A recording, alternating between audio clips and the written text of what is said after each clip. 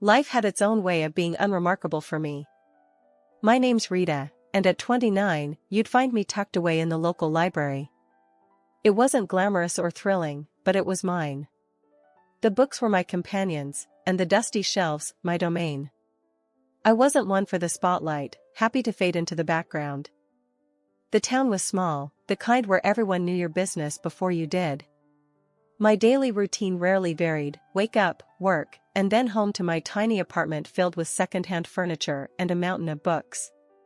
My social life was non-existent, and I was fine with that, or so I kept telling myself. Ethan came into my life on a day much like any other. He was looking for a book, something different, he said. His smile was easy, and his voice had a warmth to it that felt like sunlight breaking through clouds. "Hey, could you help me find a book? I'm feeling adventurous," he said, his eyes crinkling at the corners. "Sure, what genre are you interested in?" I asked, adjusting my glasses, trying not to get too caught up in his gaze. "I don't know, surprise me," he replied with a grin that suggested he enjoyed the mundane challenge he'd set before me. That was the beginning of everything. Our conversations became a regular part of my days. He'd ask about books, and I'd recommend titles, but soon those conversations shifted from the pages of novels to the details of our lives. Ethan was different. He listened, really listened, in a way that made me feel heard for the first time in a long while. One day, he came in looking more determined than usual. "You know, Rita, you're the most interesting person I've met in this town. Why do you hide in here all day?" he asked, leaning on the counter, a playful challenge in his eyes. I laughed, a sound that felt strange even to my own ears. "Well, where else would I go? This town isn't exactly bursting with excitement." Ethan's response was quick. "Maybe you just need someone to explore it with. How about dinner tonight? My treat." I hesitated, not used to this kind of attention. "I don't know, Ethan. Come on, what's the worst that could happen? You spend an evening out with a guy who enjoys your book recommendations. Plus, I promise to make it worth your while. You can show me this hidden gem of a town," he coaxed, his confidence infectious. Against my better judgment, I found myself agreeing. "Okay, sure. But no fancy places, I don't do well with all that pomp." "Deal," Ethan said, his smile lighting up the room. "I'll pick you up at 7. Wear something comfortable." That night changed everything. Ethan showed me parts of the town I'd never seen, despite having lived here my whole life. He made me laugh, a deep, genuine laugh that I hadn't known I was capable of. He listened to my stories, my dreams, and my fears, never once making me feel small or insignificant. As we walked back to my apartment, he stopped and looked at me, a seriousness in his eyes. "Rita, I know we've only just met, but there's something about you. You're not like anyone I've ever known. You're genuine, and in a world full of fakes, that's rare." I didn't know what to say. No one had ever spoken to me like that before. "Ethan, He cut me off, gently placing a finger on my lips. "You don't have to say anything. Just know that I see you, Rita. I see the person you are, and I like what I see." Ethan had always been the sweet spot in my day, making everything seem brighter with his care and affection. He had this way of making me feel seen, calling me beautiful, kind, and smart, things I hardly believed about myself. It was his warmth that won me over, making the idea of forever seem not just possible, but desirable. When he popped the question, it felt like a dream. "Marry me, Rita. I can't imagine my life without you," he had said, his eyes shining with sincerity. I didn't hesitate. "Yes," I breathed out, feeling a mix of excitement and disbelief. But before we could get lost in the whirlwind of wedding planning, there was one crucial step we had to take: meeting his parents. Ethan had given me a heads up, a sort of pre-warning. "My folks, they have a bit of a high standard for who I bring home. But don't sweat it, okay? They're gonna love you once they see how amazing you are," he assured me, though his nonchalance did little to ease my nerves. I was a wreck before the meeting, rummaging through my wardrobe for something that screamed modest yet dignified. It felt like an impossible dress code to crack. Ethan, on the other hand, was the picture of calm, almost disinterested, as if the outcome of this meeting didn't weigh on him at all. "You're overthinking it, Rita. Just wear what you're comfortable in," he said casually, which only frayed my nerves further. The day arrived, and I chose a simple blue dress that I hoped struck the right balance. As we drove to his parents' house, Ethan seemed more preoccupied with the music on the radio than the impending introduction. "You sure they're gonna like me?" I asked, seeking some reassurance. They'll come around.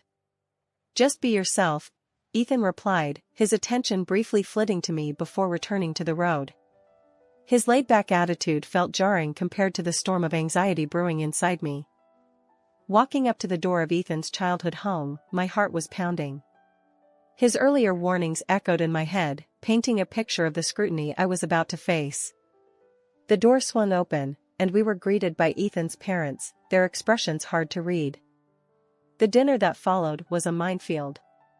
Ethan's parents grilled me with questions that felt more like an interrogation than casual dinner conversation. "So, Rita, Ethan tells us you work at a library. Do you see yourself doing that long term?" his father asked, his tone suggesting he found my job lacking. I fumbled for an answer, trying to sound confident. "I love working there. It's fulfilling in a way I can't quite describe," I said, hoping my passion would be enough to win them over. Ethan was strangely quiet throughout, offering little support as I navigated the barrage of questions and veiled criticisms. It felt like I was alone on the battlefield, with Ethan retreating into a role of passive observer. As we drove home, the silence in the car was deafening. I couldn't help but feel disappointed, not just in the evening's events, but in Ethan's indifference. "I thought you said they'd warm up to me." I finally broke the silence, my voice tinged with hurt. Ethan shrugged, a frustratingly nonchalant gesture. "Give it time, Rita. They just need to get to know you better," he said, his words doing little to comfort me. After a few more dinners that felt more like interrogations than friendly meals, it was clear Ethan's folks weren't my biggest fans. They saw me as some kind of gold digger, I guess, which couldn't be further from the truth. I was never after Ethan's money. Heck, I barely knew about it until he brought it up himself one evening, saying, "My parents are a bit old school, you know? They worry about the weirdest things, like money and status." One night, Ethan came home looking more serious than usual. "Babe, we need to talk," he said, avoiding my eyes. That's when I knew something was up. "What's wrong?" I asked, feeling my stomach tie up in knots. "It's my parents," he started, finally looking at me. "They're insisting we sign a prenup." "A prenup?" The word felt foreign, bitter on my tongue. "Ethan, you know I don't care about your money, right?" He sighed, running his hands through his hair. I know. And I don't care about it either, not when it comes to us. But they're adamant about it. They think it'll protect both of us or whatever." I was hurt, not gonna lie.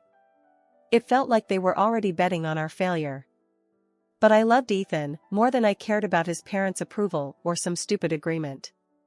"Fine," I said, more sharply than I intended. "Let's sign it and be done with it.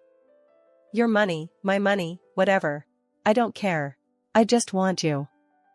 Ethan looked relieved, and a part of me hated that. "Thank you, babe. I hate this as much as you do, but it's just a piece of paper. It won't change anything between us." So, we signed the damn thing. Some lawyer his parents knew drew it up, making sure neither of us could touch the other's stuff if things went south. It felt like signing a declaration of distrust before we even started, but I pushed those thoughts away. I was in love, and love was supposed to conquer all, right?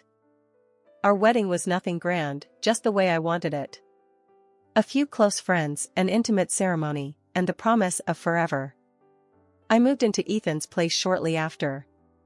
It was a nice house, nothing too fancy, but it felt miles away from my old apartment. Ethan's parents lived nearby, which I soon found out meant surprise visits that were more about checking up on me than anything else. Life with Ethan started off like something out of a fairy tale, but it wasn't long before the gloss started to fade, revealing the grim reality beneath. The shift wasn't overnight, but the signs were there, creeping in slowly, eroding what we had built. His mother, Linda, was the first crack in our perfect picture. She'd drop by unannounced, her eyes scanning the house like she was taking inventory. "Remember, this is Ethan's house. Everything here is his." I tried to keep my cool, replying, "I'm well aware, Linda. I'm not here for your son's things. I love him." She scoffed. "Love doesn't pay the bills, dear. Just remember, if you ever leave, you leave with what you came with, nothing." One day, she paraded around the house, pointing out every piece of furniture, every appliance, every knickknack that Ethan owned. "See this couch? Ethan's. That painting? Also Ethan's. Remember, dear, in case things go south, you have no claim over any of it," she said, her voice laced with venomous sweetness. It was as if she relished reminding me of my place in their world. Ethan's father, George, wasn't any better.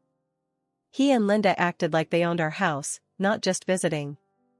They'd demand coffee the moment they walked in, critique how I made it too weak or too strong, then settle in front of the TV, expecting me to wait on them hand and foot. "Grab us some of those chips, will you? And maybe wash those clothes piling up in the corner while you're at it," George would say, not even bothering to look at me. The worst part?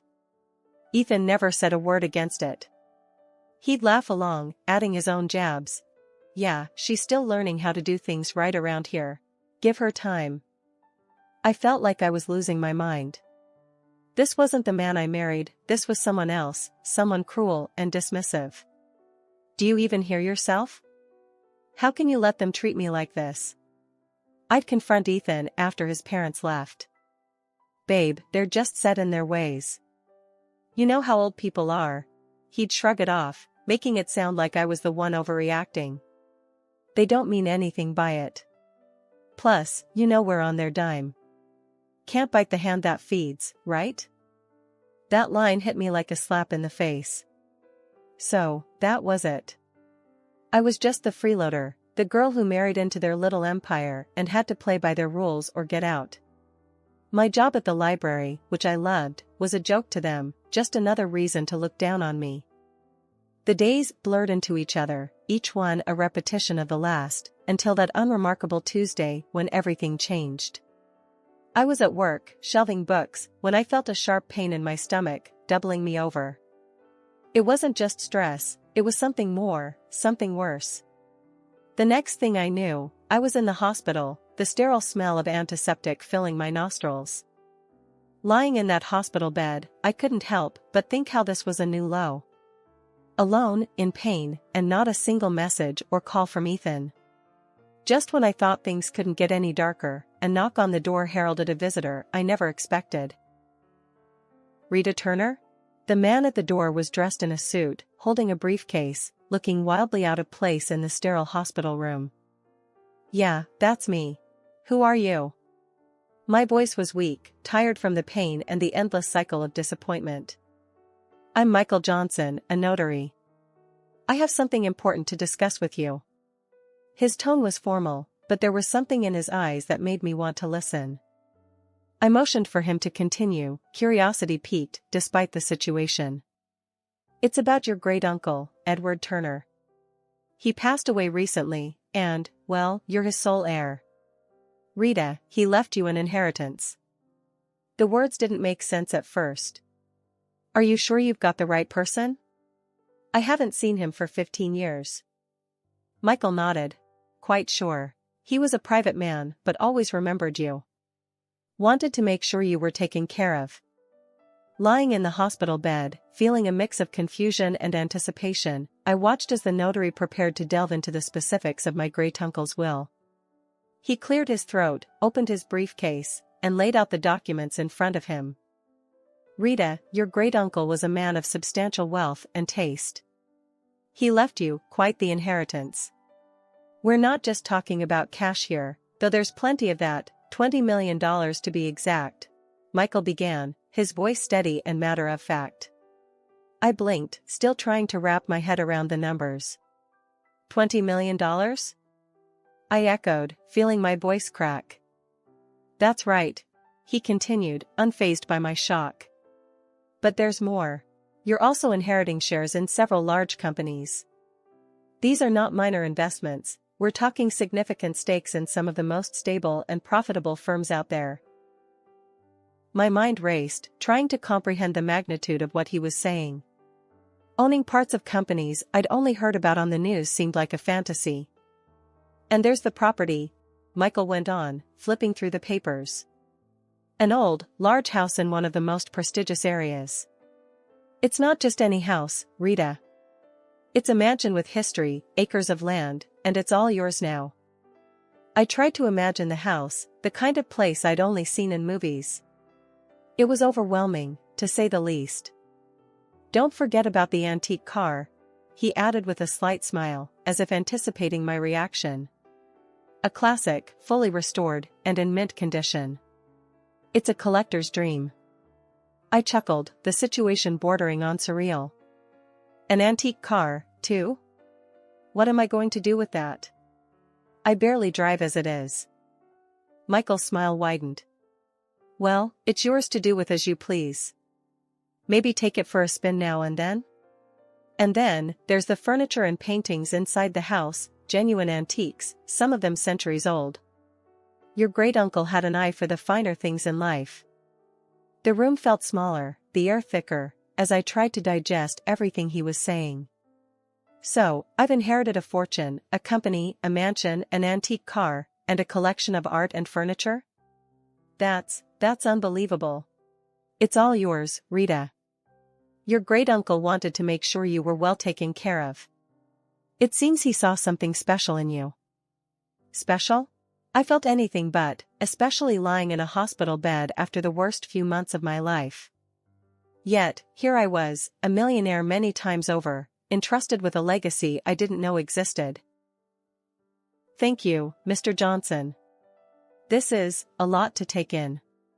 I don't even know where to start, I admitted, feeling a mix of gratitude, disbelief, and an overwhelming sense of responsibility. We'll take it one step at a time, he assured me. I'm here to help you through the entire process. As if on cue, my phone buzzed. Ethan's name flashed on the screen for the first time in days. Ignoring it, I turned back to Michael. What happens now? We'll need to process some paperwork, but the inheritance is yours. Your life is about to change, Rita. Change it did. After the unexpected windfall landed in my lap, Ethan and his folks turned a new leaf, or so it seemed. Their daily hospital visits were like scenes from a sappy movie. Ethan, who couldn't be bothered to check on me before, now hovered constantly, adjusting my blanket with a concerned furrow on his brow. How are you feeling today, love? He'd ask, his voice dripping with a sweetness that didn't reach his eyes. His mother, Linda, was even more theatrical, if possible. Darling, I'm going to cook your favorite lasagna when you get back home. Just you wait, she said, her smile wide but not quite reaching her eyes. It was all too much, too sudden. Yet, I played along, smiling weakly, thanking them for their care. But suspicion gnawed at me, urging me to look beyond their acts. So, one day, I did just that. After their routine visit, I mustered the strength to slip out of my bed and follow them, my heart pounding with every step. Hiding behind a corner, I listened in as their true selves unfolded with no audience to perform for. Their laughter was the first thing I heard, harsh and jarring. Can you believe how easy it is? She's terribly stupid. She's eating right out of our hands, Ethan said, a chuckle escaping his lips. Linda was more calculating, her voice sharp as she laid out their plan. Make sure she makes a baby with you, Ethan. Once she does, she won't ever be able to leave us. Then, we'll have a real hold on her and her fortune. Their words, cruel and cold, didn't shock me. Disappointment filled me, yes, but surprise? Not in the slightest. They showed their true colors, and I was done painting over them in shades of denial. Silently, I made my way back to my hospital bed, their mocking words fueling a fire within me. They saw me as nothing more than a ticket to wealth, a means to secure their future. But I wasn't going to play their game. Not anymore. Lying in that bed, a plan began to take shape, clear and firm.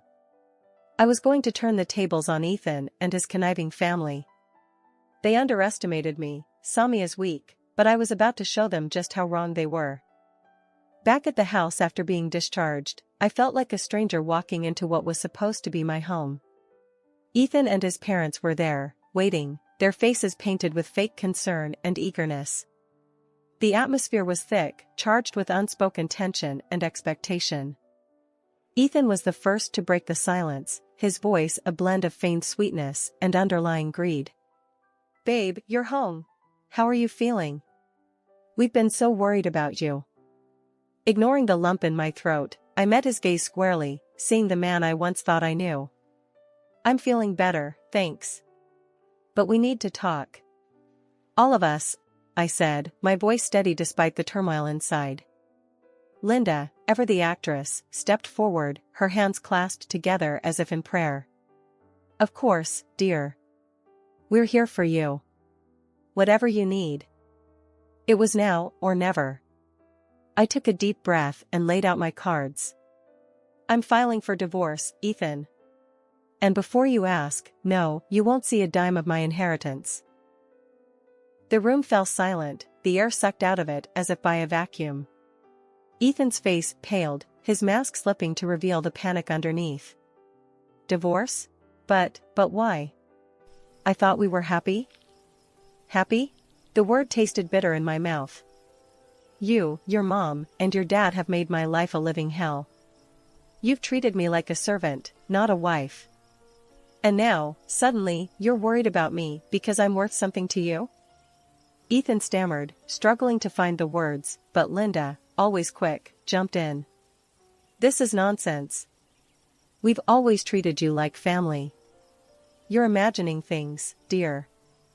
Rolling my eyes, I pulled out the prenuptial agreement from my bag, waving it in front of them. This is what saved me. You thought you could play me, but I'm not the naive girl you took me for." George, silent until now, finally spoke, his voice a mix of anger and defeat.